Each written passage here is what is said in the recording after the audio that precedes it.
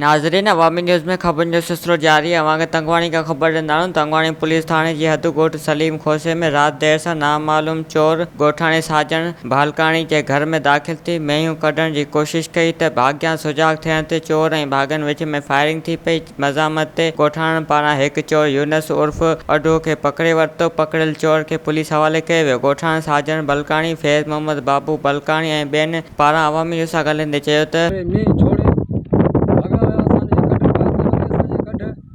बंदूकों संग आया, पिस्टोलों संग आया, जाड़ों काड़ों फायर थिया।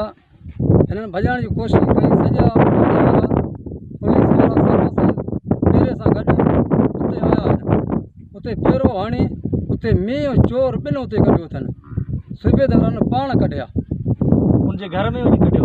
हा, उते पाड़े में कढियो अथनि। उते में उते वियो घर चोर पकड़ियो।